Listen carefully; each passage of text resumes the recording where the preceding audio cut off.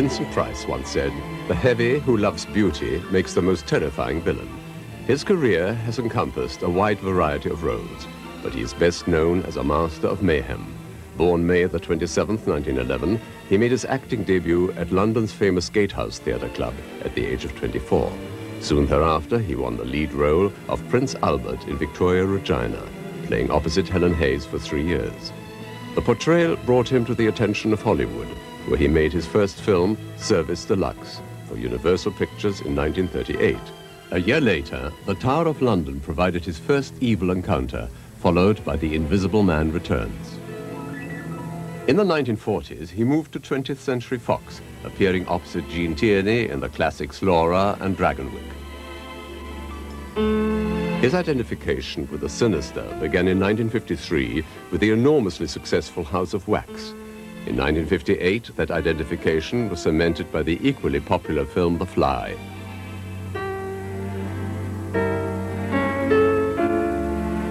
Followed by The House on Haunted Hill, directed by William Castle.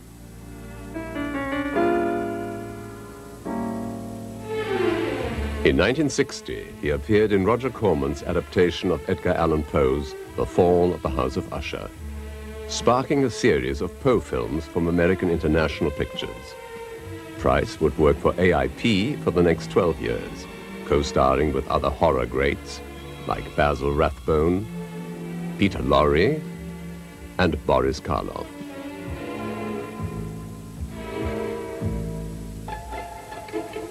After the Poe series, Price continued at American International, appearing with Christopher Lee in The Oblong Box, The Abominable Dr. Phibes, and Madhouse with Peter Cushing. In the 70s and 80s, his screen appearances became less frequent as he returned to the stage to score a major success with his portrayal of Oscar Wilde in the play Diversions and Delights. He never abandoned the macabre in films such as House of the Long Shadows with Carradine, Lee, and Cushing, and The Monster Club. Vincent Price celebrated his 50th year in the movies with Lindsay Anderson's The Whales of August. It was really a very exciting kind of departure for all of us to work together as an ensemble. I'd worked with Miss Davis before. I've known Betty for years, Lillian for 52 years, and Harry since he was about 17 years old. And I'd worked on her show, her television show, years ago. So it was great fun to work together, and it was difficult. Well, you know, it seems to me that your career has now gone full circle because you started with Helen Hayes, and now here you are with Lillian Gish, the two, the First Lady of the theater and the First Lady of the screen. I know it, both of whom hate that title more than anything in the world. I celebrated actually last year my 52nd anniversary with Helen Hayes in Victoria Regina when they reopened the National Theater in Washington. We went back and they wanted us to do a little scene from Victoria, but we thought we were a little elderly for that. So we just appeared and reminisced. Oh, boy. I've always wanted to ask you on this Lindsay Anderson film how you came to be asked to do it. Well, I think Lindsay had in mind John Gielgud to begin with, and John couldn't do it. He had a conflict. And then he began to think of some American doing it, and I think it was a good idea because we were all Americans in it. And he was a great friend of my wife, Coral Brown, and he came over to the house one day and said, "Would you like to do this?" And I read the script and I thought it was absolutely beautiful. Oh, forgive me, Mrs. Strong. My mother at the Winter Palace, 1910, I believe. Photographs fade. Memories live forever. Alas, Mrs. Strong, memories can fade too.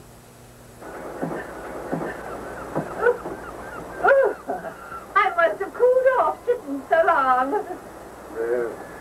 Another time, another place, I would offer you my cape to warm you. There's my Sir Walter again. Please, my dear. Oh, no, Mr. Maranoff. Oh, but you must. Oh, no, I couldn't. But you must. You must accept this last gesture. of a doomed and ancient cavalier. Oh, my dear. Drape me then. Well, now that to me is the side of your personality that doesn't get to show itself very often, but when it does, you're such a charming man. And especially Anne's remark about you being Sir Walter Raleigh. Of course, that's what you were opposite Betty Davis. Yes, well, it's a kind of part that I started playing in the beginning of my career. Prince Albert was a very gentle man and a man with enormous potential as a man who was sublimated by Queen Victoria, by his relationship with the Queen. But he still was the most powerful man of his time. With your success in Victoria, you then were offered a Hollywood contract. Helen Hayes suggested that perhaps you needed more experience, and you wisely took her advice. But when you did go to Hollywood and were working at Universal, you did your very first fantasy film. And since this is Sinister Image, we're going to concern ourselves now with your appearances in fantastic films. Yeah. Now, the first one was The Invisible Man Returns, which was the very first sequel to the James Whale film. Had you seen the original? Oh, yes, indeed. And Claude Rains was a great, great favorite of mine. And I thought that the script was excellent because it really took up where the other one left off. I mean, so many sequels have nothing to do with the original picture at all. So to make you appear invisible, now is that you with the... That's me. With the... What do they put over your head? Well, in the old days, you know, now they have a chroma key. They just put you in blue and against a blue backdrop and you disappear. But in those days, you had to be dressed in black velvet. And the camera was anchored firmly, let me tell you. And then you played the scene the way you would play it, you know, with your regular clothes on. And then you turned to the black velvet, and you got into a black velvet suit, and they covered the whole set, everything with black velvet, so that you disappeared, and then the two films were composited. My God, so that was a lot. Forever. There's a scene in a cornfield where I undress the scarecrows to become visible. Years and years. Now, the director of that, Joe Mai, of course, was well known in Germany with Mia Mai. And now, you told me a funny story about you had him speak to you in German. Because he really couldn't speak any English at all. I think that when they signed his contract, they said, "Do you speak English?" He said, "Yes." That was the only word in English that he spoke. But he was a charming man, very, very volatile. I mean, really uptight, because it was so frustrating for him not to be understood, you know, in the language. So I had lived a great deal in Germany and had been to school in Germany, and so I was able to understand him better than most of them. I don't think John Sutton understood a word he said, or Nan Gray. Oh, my God. Well, now, Cedric Hardwicke was the... Cedric hated it. He really hated it. There was an enmity between he and Joe, as I remember. I think mainly because they were English and German, not for any other. Well, now, you did another picture for him, House of the Seven Gables. Now, that picture, I couldn't find a clip from it because it's just disappeared. It was a good film, actually. It was Margaret Lindsay and George Saunders and some superb character actors who were in it. But it was, again, Hollywood taking a famous story and changing it to fit their needs. The two people were brothers and sisters in the novel, not in the movie. They were lovers. You had to get a little sex into it. Well, it's like that famous story that Mayer used to tell about wanting a happy ending to Romeo and Juliet. Yes. He wanted them to be seen going up into the clouds, and Thalberg had to fight him for that. Terrible. But now with House of the Seven Gables and Invisible Man Returns, did you feel now that you were sort of slipping into what George Sanders was already becoming famous for? No, really, because I went back to New York and did several plays, and then I did a play which really sort of established me as a villain. A very famous play called Angel Street, called Gaslight. They made the film called Gaslight from it with Boyer and Ingrid Bergman. But that is what established it. These were romantic films with a Gothic overtone. Both The Invisible Man and The House of Seven Gables. Well, I think it's true in your career that many of your films, including things like The Fly, which an audience immediately associates with Vincent Price, you were not the villain. No. And in movies like House of Wax, where you do villainous things, there's sympathy for you. So you had yet really, except perhaps in Dragonwyck. Well, Dragonwyck was a really very dark character. That was almost a Poe character. Yes, it was. And it too was a Gothic novel. I mean, actually, most of the ones I've done have been in the tradition of the Gothic novel. Well, now when you came back from New York, you went to Universal again and did a picture that would associate you with two gentlemen that would follow you through your career, and that is Boris Karloff and Basil Rathbone. Yes, the Tower of London. Tower of London. Now, how did that come about? Well, I wanted to get established playing character parts because I really didn't think I fit in the mold of leading man in the terms of Hollywood at that time. I was very tall, and so was Gary Cooper and Jimmy Stewart, and so they tried to turn me into that kind of character, which I wasn't, and I'm a character actor, and that's what I like to do.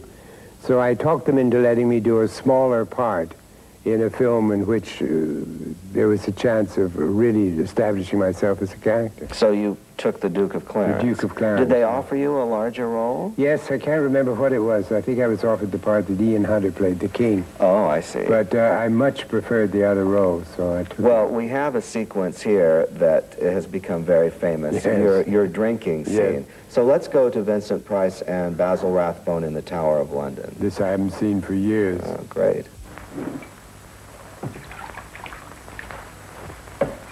Met your master. Oh, I love it. Does that bring back memories? That scene was very carefully written, very carefully scripted. And we couldn't do it because it all depended on the drunker we got. We were drinking Coca-Cola, mind you. But the drunker we got, the more the lines would sort of disappear in laughter and in fright. And finally the director said, just forget the lines and completely ad-lib it. So it really was an improvised scene. And Basil adored it. He was one of the most wonderful people to work with. And then, of course, after this comes in Boris Karloff, the executioner, and they throw me into a great vat of wine. Now, I think you told me that vat had been used for other things before. Boris and Basil were kidding me. You know, they're saying, what are you going to do in that vat? It's, you know, it's all such clean water and everything. So they said, we'll fix you. And they kept throwing cigarette butts and old Coca-Cola bottles, and anything they could find lying around the set was thrown into this vat. And when I got thrown, they finally got it open. Boris found it hysterical. I'll never forget the first day I met him. He had one shoe that was built up and the other was built up less, so that he sort of wobbled. And he had a pretty peculiar walk anyway, and his head was shaved, and he had a sort of hump on his back on both. He was really very peculiar. And he came to meet me, and I'd never met him before, and I was a great fan. And he had his little daughter on his shoulder, and he said, I just want her to know that I'm not as mean as I appear. And he was this dear, charming man. He remained a great, great friend of mine. Now, what would you say changed about Basil from the 30s to when you worked with him at AIP? Was there something different in his attitude toward the business, or was he kind of bitter? I think he was very disillusioned. He was very bitter because he really had been a great star, and people kind of forget that because they think of him as Sherlock Holmes, or they think of him as a villain. But he had been a great Shakespearean actor, a great star in the theater and in movies, and he suddenly found himself, as we all did, when Jimmy Dean and Marlon Brando and those people came out, and it was a kind of speaking in the vernacular, and all of us spoke with trained accents and trained English, and theatrically we were different in our approach to acting. And if you wanted to stay in the business, you bloody well went into costume pictures and stayed in costume pictures. And we did, and we all did very well with them, but we didn't fit into the other group. And Basil rather resented that, and he went back to New York and toured several things, and did radio a great deal, and he was very bitter. And then he came out and did a couple of pictures with me at the end of his life. This has been kind of a curious situation with a lot of actors that were great stars like Francis X. Bushman and especially Buster Keaton, that all wound up at AIP. But I think to AIP's credit, the fact that they brought these people back and gave them work. I think they do that more today than they used to. It was a terrible time in Hollywood. It was a very cold time. If you were washed up, you were washed up. And they would intentionally kill a career. I'd seen that happen several times. Well, now, as you say, Dragonwyck was the beginning of your entrance into villainy. Yeah. And oddly enough in that movie, and I'm sorry I couldn't find a clip from it, because there's a sequence where you hear your dead wife playing the harpsichord, which of course you've been hearing for about 10 pictures. I went on hearing. And so this was really the beginning of the late wife movies of Vincent Price. If they weren't dead in the first reel. I got rid of them by the second. That's right, that's right. But it was, of course, House of Wax that began the association with film audiences of you as a master of terror. And of course, the old version of that with Lionel Atwill had been put away, so it had been out of the public imagination for a while. But this was a real turning point for you, because you could have gone to Broadway and done We're No Angels, or you could have done, or you did the film. It was a real turning point for me in that I had to make up my mind whether I was going to become a movie star, actor, or whether I would go back and continue my career in the theater. I've never known quite which was the right thing to do, but I would love to have done the play, but the people who did the play, it didn't mean anything to them at all. It was a great hit, the play, and didn't help them at all in their career, whereas House of Wax did change my life. Now, what was your response to that when it first opened and everybody was talking about it and the 3D craze was at its peak? Well, the marvelous thing, it's one of the great Hollywood stories, is that it was, when they wanted a director for it, they hired a man with one eye who couldn't see 3D at all. Andre de Toth was a very good director, but he really was the wrong director for 3D because he couldn't see. And he'd go to the rushes and he'd say, well, what are they doing? Why is everybody so excited about this? You know, well, it didn't mean anything to him. But he made a good picture. He made essentially a very good thriller. And the tricks were just happened. I mean, there weren't a lot of them. Later on, they threw everything at everybody. But I think he was very largely responsible for the success of the picture. It was a huge moneymaker and never stopped running. You know, it still plays. Oh, well, they've revived it many times. All the time. But now your co-star in that, Phyllis Kirk, she was one told me that she honestly did not know what your makeup was going to be like. No, I know it. And that you really frightened her. I don't blame her. It frightened me. Now, this was your first monster makeup. Yes, well, you never really have been much for makeup, so you've always relied on... No, I don't believe altogether in the makeups. This one absolutely required it because he was burnt. And this was the frightening thing, that it scarred not only his face, but his mind. And it was a very, very great makeup by George Bow, who was one of the great makeup men, and didn't get any credit for it because his brother was head of the department at Warner Brothers, Gordon Bow. But I used to get on the air and say it was George Bow who did the makeup, because I spent months with him, really. Every morning at 5 o'clock I'd get there. My God, and it took 3 hours or so? It took about 3 hours to put on. Now, you weren't able to lunch with your co-stars at that point. Nobody would let me in the dining room. Now, let's take a look now at the classic unmasking scene in House of Wax. It's really one of the most famous scenes in the history of movies, I think.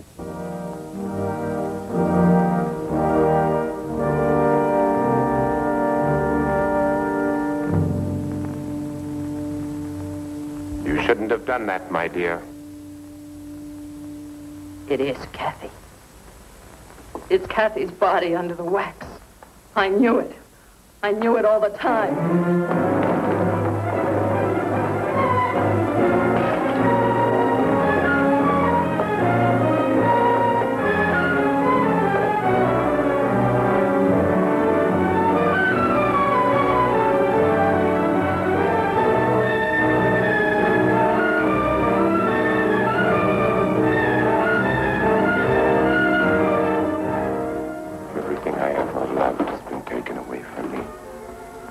My Marie Antoinette, for I will give you eternal life.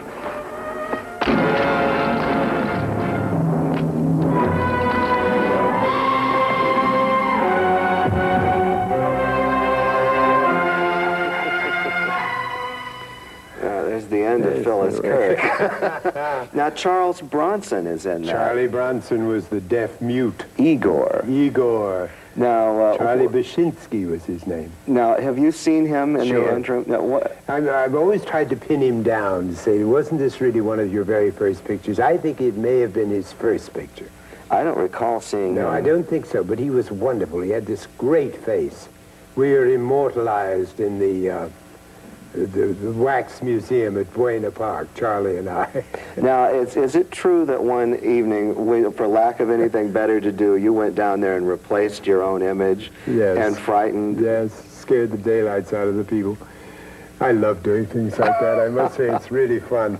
It's the only thing that makes playing villains bearable is to make fun of them. Well, now, this film begat another one called The Mad Magician. Yes. Now, that was virtually a remaking, in a way, of the first one, because you're crazed.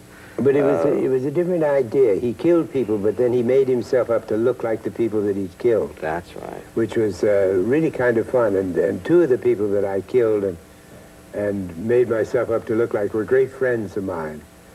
John Emery? John Emery was one of them. And I can't remember who the other one was, but it was fun to do, and terrible makeup jobs, again, 5 o'clock in the morning to get them So done. you liked the script for that? Yes, it was a good script, actually. Now, is that the way you operate with films, even in the 50s? You looked at a script, and if it had something in it that you thought you could play, then you went from there? Yes, and also I felt that they had to have... I think that the major thing in a spooky film or thriller of any kind is logic. You must believe that what is happening, even in something as far out as The Invisible Man. You must believe it. Because if you don't, there's no fright. It's what I think is wrong today with some of the fright films, is that they have no logic at all. I mean, things begin happening at the very first scene, and they don't end until everybody has been destroyed. Exactly. Al Pacino in, what was it? Scarface. The Scarface. Well, that I was hysterical by the end of it, because there was nobody left alive in Miami. No, well, that's going to be one of the great campy Coke movies of the 90s. Now, with Mad Magician, you had your first bout with accidents, I think. Yes. On a film. Didn't a chair... One of the actors had never done a screen fight before, and you know, if you follow what the doubles tell you to do and the stunt people tell you to do, you'll never get hurt. But he was absolutely paralyzed, and he didn't watch them, and he thought he could fake it and know how to do it. But he didn't. He picked up the wrong table, one that was not made out of balsa wood, and hit me over the head and just smashed my nose all over my face. But from this point, you started working, well, you worked for DeMille. Yes. And everybody worked for DeMille on that. I really wanted to work for DeMille, because I really wouldn't have felt I was a genuine movie actor if I hadn't worked for DeMille. And that turned out to be his last picture, The Ten Commandments. It had to be. It took him 12 years to prepare one. He was 75. What was that funny story you told me about having to look out over Cedric Hardwick again? Yeah. Well, I played the architect of Egypt, and I had a scene where Cedric as the pharaoh and Yul Brynner as his son were standing there looking out over this great achievement of mine, which was a blue cyclorama. That's all. There was nothing there at all. And I had a line, I said, "Yonder is the city of Sethi's glory." And Mr. DeMille said, "Vincent, you don't read that line with much conviction." I said, "I don't know what the hell I'm talking about, Mr. DeMille." So he said, "You're right. Come on in and see what I put on the screen for you to talk about." And we went into the projection room, and there was 13,000 people carrying an obelisk up the valley of the Nile in a glass shot where they painted the whole of ancient Egypt on a glass shot and then superimposed that over the real location. It was one of the most extraordinary scenes ever photographed. And it changed my reading, I might add. Yonder is the city of Sethi's glory. So no one went to Egypt, I guess, except... Oh, yes, DeMille went to Egypt and did some of the scenes there, but very little. I mean, there isn't a lot left of Egypt. Most of it's in the Metropolitan Museum, or the Louvre, or the British Museum in London. So from the Ten Commandments, you did several other cameos and things in the 50s, yeah. But it was your work with William Castle in 3 very gimmicky movies, The Tingler, yeah. House on Haunted Hill. I read an article just the other day. I was on an airline going to Florida, and the article in the airline magazine was "Whatever Happened to Showbiz?" And it was an article about Bill Castle. And this is only, you know, Bill's been dead a long time. And it was about the gimmicks that he pulled. Emergo, which was in the house on Haunted Hill, and the Tingler, which he wired the seats with little buzzers. He had a great sense of showmanship, and I must say he was fun to work with. How was he as a director? Was he? He was a good director. He wasn't a great movie director, but he knew how to put this kind of film together. I mean, he had wonderful, wild ideas, like the house on Haunted Hill. I invite all these people to my haunted house. Well, he couldn't find a haunted house that pleased him, so he took one of the most famous Frank Lloyd Wright houses here in Hollywood, and made this the modern house, the house, you know, the haunted house. And then all the guests had their own hearse to go. Well, you had some great lines in that. Rob White wrote some. My favorite in The Tingler is where you're about to shoot your wife, and you look at her and you say, "My dear, this gun can make a hole in you the size of a medium grapefruit." Yeah. How you work that out, I don't know. But he had wonderful, wild ideas. I liked Bill. He was a very nice man. Well, now, those pictures really put your name over the title as this was the horror star syndrome beginning, you know, from House of Wax and now the Bill Castle movies. But we come to one picture which, like House of Wax, made a fortune and also was like a household word, and that, of course, was The Fly. Yeah. I saw that funny-looking fly again. Oh? Which show will we go to? Any. You saw the fly? Where? It's in a web. Spider's going to get it. By the bench, in the garden. You're sure? Oh, yes. Stay here a minute.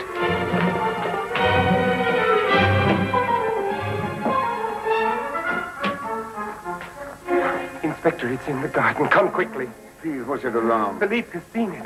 It's there. I beg of you, please, please. All right, show me where.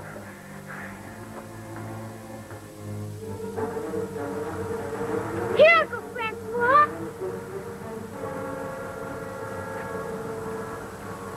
Wait in the house.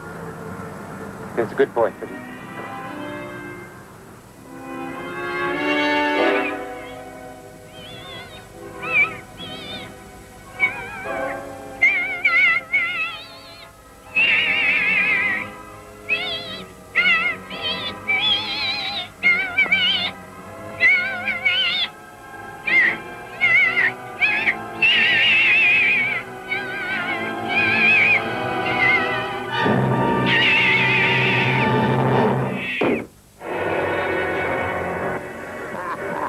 Shut up.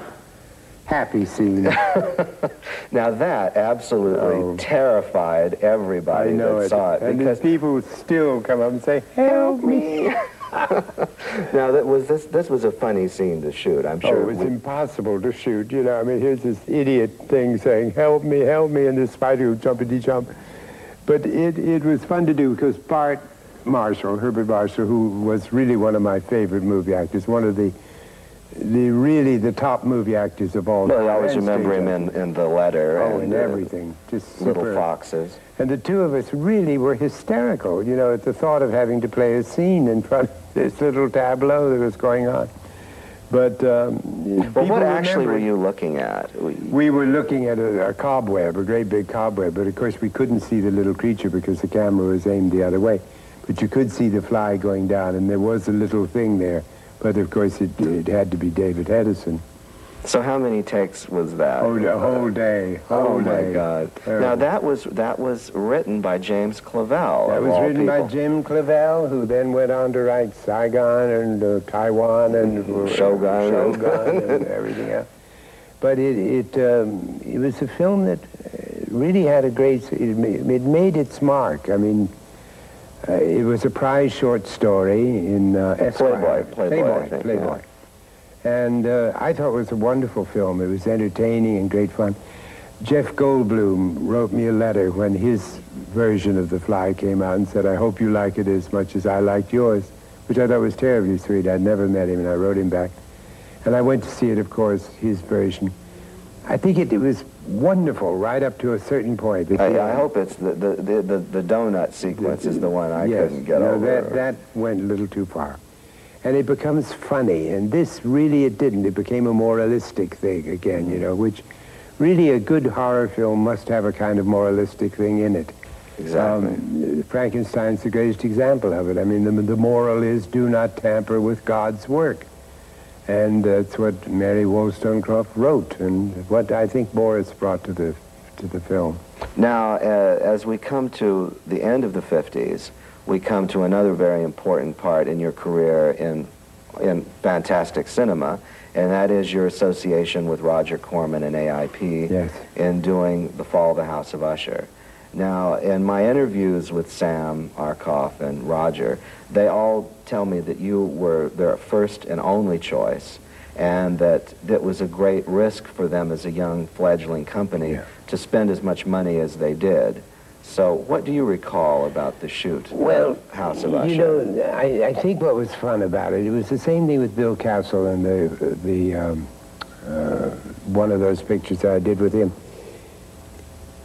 It was a gamble, and I think there comes a time in your career, in everybody's career, as you read about the actors that have made it in Hollywood, there comes a point where you suddenly say, money isn't everything. I want to take a gamble on something I believe in. I believe that the works of Edgar Allan Poe had never really been properly done. And I got to know Matheson, Richard Matheson, who wrote the script. And I thought he had captured the essence of Poe, not Poe necessarily, because it's very difficult to turn a short story into a long picture. But he somehow caught the essence of it, and Sam Arkoff and Jim Nicholson seemed dedicated to letting Roger have his head, and Roger had proved himself a really brilliant fledgling filmmaker, and this was his chance to really show it. Roger had a genius for hiring wonderful people. Really wonderful people. His cameraman, Floyd Crosby was brilliant. Danny Haller, the set decorator. Everybody in Marge Corso who did the costumes. It was really, he had this extraordinary talent of hiring the best people, which is really the secret of all great directors' success. Well, now your characterization as Roderick Usher, you know, it was your idea to dye your hair white? Because he was a man who had been imprisoned in his house. He would have turned white like a newt. Well, I must tell you, I think that performance, out of all of the 8 that you did, was the most Poe-esque, really. I think maybe the Tomb of Lygia was that was, of course, that's going back to that aristocrat that's, you know, stays indoors and you know, is sensitive to the light. But for some reason, I always got a laugh out of Roger. Whenever I bring it up, he'd say, oh, yes, Vincent's very sensitive to light. Roger was very exciting to work with. I really enjoyed all the pictures, and he had he allowed people to do things. When Boris and Peter and I did The Raven with him, and then when we did the Mask of the Red Death in London, Nicholas Rogue was the cameraman on that, and he allowed him to have his head and make these extraordinary sets. It's a very exciting picture visually. Well, Hazel told me she got carried away in the sequence where she gives herself to the devil. But let's not get ahead of ourselves. My favorite of those is The Pit and the Pendulum. Because you gave a performance in that was three times beyond. And you've got to tell me how you decided to. But before you do, let's take a look at your. Well, you're all mad scenes, but there's one particular mad scene where you're in the pendulum room. Now we are ready to begin, Bartolome. Do you know where you are, Bartolome? Don Medina, I am Francis Barnum. I will tell you where you are. You are about to enter hell, Bartolome. Hell! The netherworld, the infernal regions, the abode of the damned, the place of torment, pandemonium, Abaddon, Tophet, Gehenna, Naraka, the pit, and the pendulum. The razor edge of destiny. Thus the condition of man, bound on an island from which he can never hope to escape. They are bound on an island. Now, that's a pretty wild performance. That's pretty hokey. Yeah. You have another scene when you're going into your, of course, late wife's bedroom, and you look at the young man and say, "Careful, the atmosphere is heavy in here." To put it mildly. You know, though, after I finished all of these, I did a thing called An Evening with Edgar Allan Poe.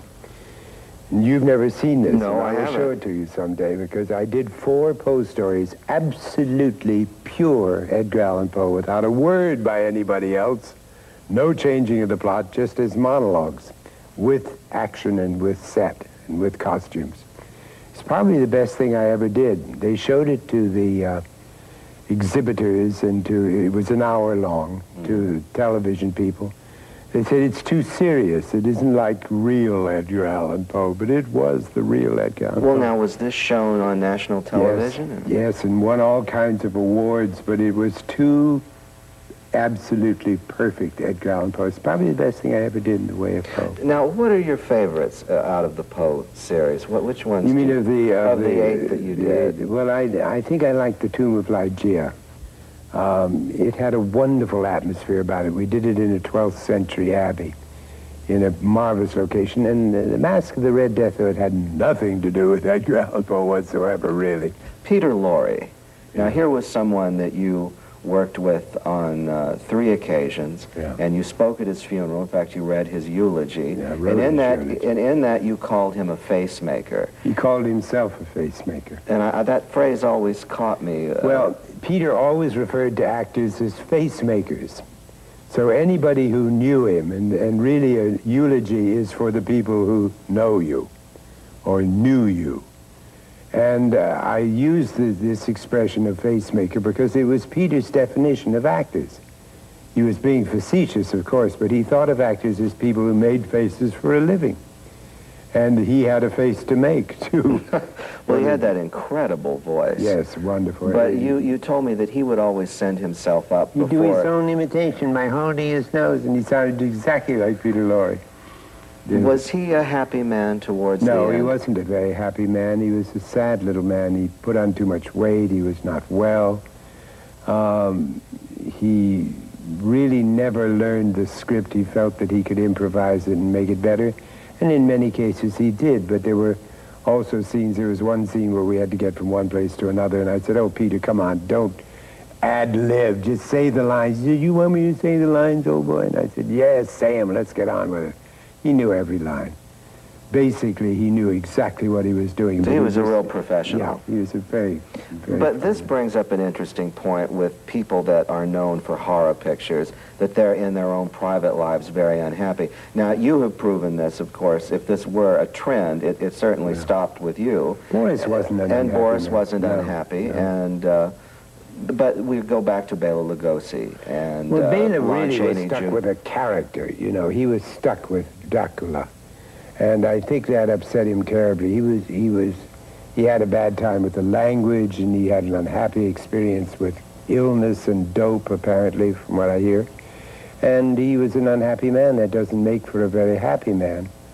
But Boris was one of the most joyous men I ever met in my life. A happy, funny, witty, brilliant, kind man. Then he had a wonderful life. And Chris Lee is, too. Christopher is a very, very dear and funny fellow.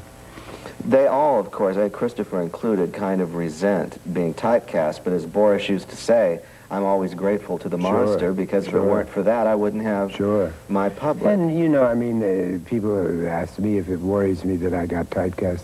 I really didn't, because I spent half of my life at that period sending myself up in Red Skelton shows and Jack Benny shows and with all the comics. And this... Peter Cushing was very impressed with the fact that I could send myself up. Because I think you have to do it. I don't think you can take it seriously. Otherwise, you're walking around in a films cape. Don't age for that reason. I mean, The Pit and the Pendulum, Masque of the Red Death, Tomb of Ligeia will always... They go on playing. I think because I had a sense of humor about it. Oh, exactly. Yeah. And you always laughed at yourself. Oh, yeah, before. I'm hysterical. Aside from Roger, you worked twice with Jacques Tourneur. Yes. Who, of course, had done Cat People for Val Lewton and was very respected as a director of fantasy. Yeah. What was he like on War Gods of the Deep and Comedy of War Terrors? Gods of the Deep was just a disaster. disaster. Nobody knows what it was about. It was a badly produced picture. Everything was wrong about it. It really was ridiculous. It's just something I completely forget. You know, well, I interviewed Tab Hunter, and he said that Jacques really knew what he wanted, and he knew his craft, but he said that particular film, he said AIP was rushing him. And Jacques was a marvelous director. When we did Comedy of Terrors, he was wonderful. But he just couldn't get around the script. It was a bad script. I think it's true that even if you're a great director, and you've worked with some of the greatest, but sometimes you've worked with the greatest on their worst films, like James Whale of The Bride of Frankenstein. You worked with him on Green Hell. Oh, that's one of the 10 worst pictures ever made. I'm rather proud of that one. Well, you have some silly lines in it about death or something. And no, it was hysterical. It was all in a jungle, and Joan Bennett is lost in the jungle, and she's found completely made up with a beautiful hairdo, beautifully dressed. And the doctor leans over and says, "Don't worry, boys, it's just a coma." Just a coma, you know. You should all look so good. You should all look so good in a coma. That's funny. Well, from the Poe series, then, you began to do other pictures with AIP in the kind of horror comedy vein. You did the 2 Dr. Goldfoot movies. Yeah. The first one, which could have been fun. Could have been fun. It was a musical. And they cut out all the music. They got scared of it. It could have been terribly funny. Would have been ahead of its time. Oh, yes, it would have really been. I think it would have been almost like The Little Shop of Horrors. It was a wonderful, witty script with wonderful, witty music, and they cut it all out. I think one of the most unusual pictures of your AIP contract days was a film called Witchfinder General in England and The Conqueror Worm over here, to tie it in with the Poe series. But this was directed by a very talented young man who tragically died at the age of 25 named Michael Reeves. And I understand that this was a really unusual picture for you because you were asked to drop a lot of mannerisms and play it as a complete icy villain. Reeves, Michael, didn't really know how to deal with actors. He never had. He'd done only one picture. He was only 20, I think, when we started this picture. And he really got all our backs up. I mean, he'd come to you and say the one thing that you shouldn't tell an actor that gives him no security at all. And we didn't get on at all, but I agreed with what he wanted. I think I understood what he wanted. And I think it's one of the best performances I've ever given, plus the fact that I think it is a classic picture of its kind. You would be his niece. Your name, child? Sarah. I am Matthew Hopkins, Witchfinder. Being his niece, you two may be corrupted by Satan. No, not his niece. A foundling. Taken in by him and his housekeeper. Are you telling me the truth, child? Yes, of course. When she died, I became his servant. And you have remained innocent all of these years? Yes, sir, entirely. I trust you know the old man. Better than anyone. And in private talk, you may shed some light on his innocence. Private? Yes, away from the distraction of the crowd. Perhaps in the quiet of your room tonight, you might be able to help me prove him guiltless. Would you release him now? You might be convinced tonight that this is all needless. You will make every effort to present the facts to me? You may come to my room tonight, sir. At what hour? At 8. If you will release him. Now. All right. He can sleep in the jail, and we'll be rid of him.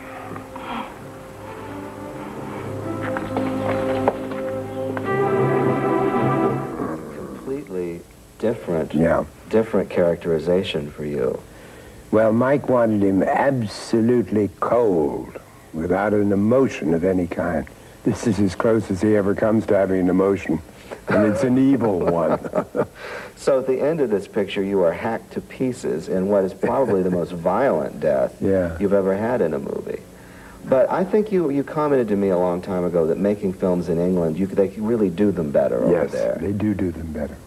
But you did have fun with the Dr. Phibes movies. Yes, I loved them. They were brilliantly witty and cleverly thought out, and I think Bob Foust is one of the best directors I ever worked with in my life, because he was making mad films, and he's a mad man. He's just wonderful.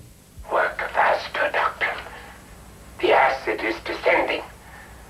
My wife existed only 6 minutes on the operating table, and then she was dead. You murdered her. No, murdered her. Perhaps your hands will shake and he too will die under your knife. A few remaining minutes are all you have, because when the acid reaches him, he will have a face like mine.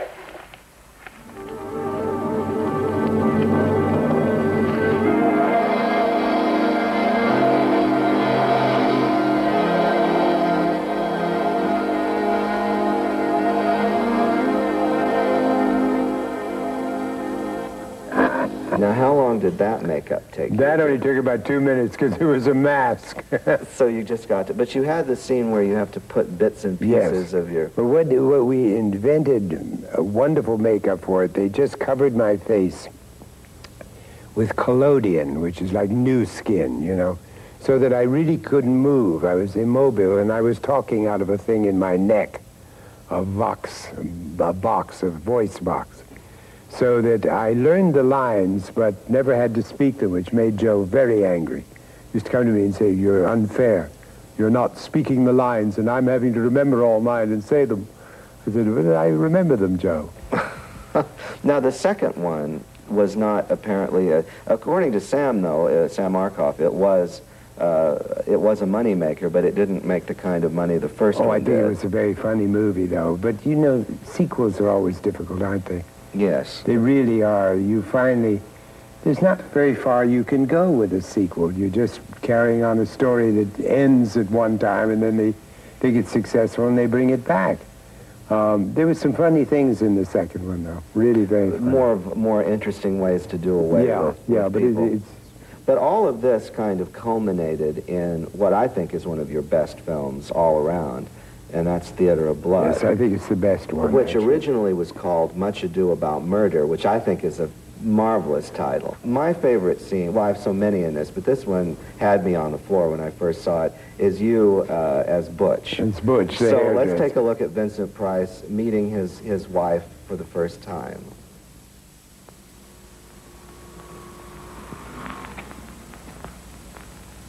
Hello, I'm Butch. Hey, dishy hair. Can't wait to get my hands on it.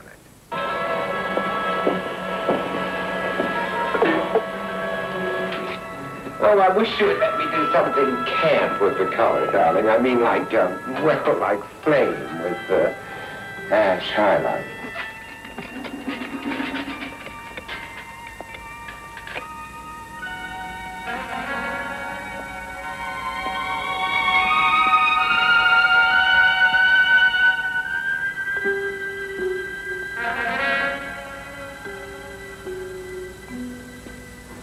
These are very funny rollers, Butch. Naughty, don't touch. Butch knows best. There's something new from gay parade. What are you doing?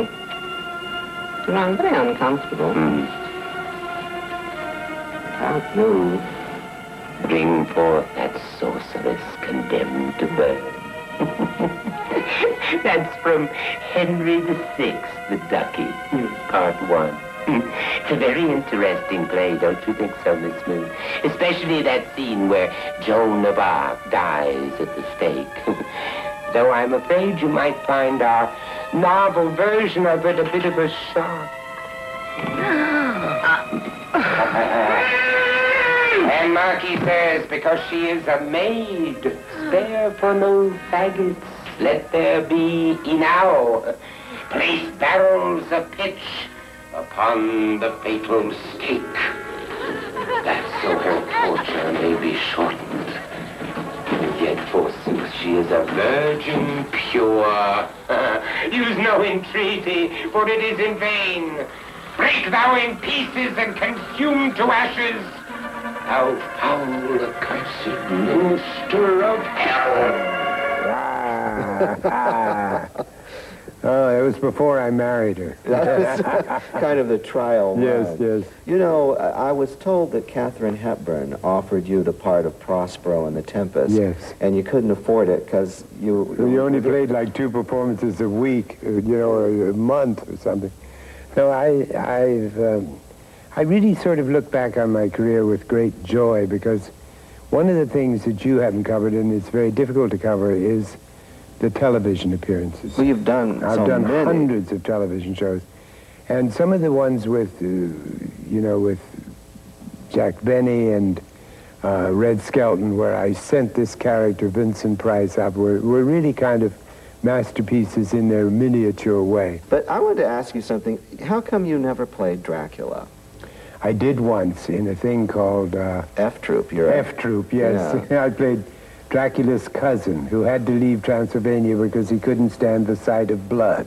But he came to open a chicken farm. I thought it was hysterical. Well, I saw you, or a picture of you as Dracula in a Canadian magazine. That was with Helen Hayes in one of the Snoop sisters. But it was just, he is an actor who played Dracula and gets involved in it. Were you ever offered? Yes, I was, but I never really wanted to play it. I felt it belonged so much to Bella. Or to Christopher. Yeah, or to Chris, yeah. Because I know that you were listed to appear and taste the blood of Dracula. Yes, I didn't really want to do Dracula. Well, you would have been Van Helsing, I guess, opposite Christopher. Yes, I was offered to do that just a little while ago, as a matter of fact. The best thing I ever did is Oscar Wilde. I agree. Yeah, I'm sorry that audiences can't see that wonderful performance that you managed. I love doing it. Somebody thought they were going to do it, and then they sort of flunked out, unfortunately.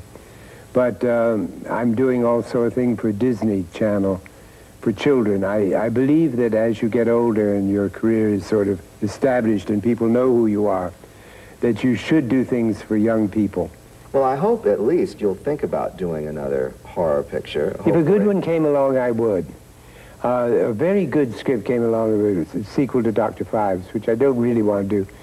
But I'd only do it if Bob Foust would do it, because the only person who's got the sense of humor to do one of those.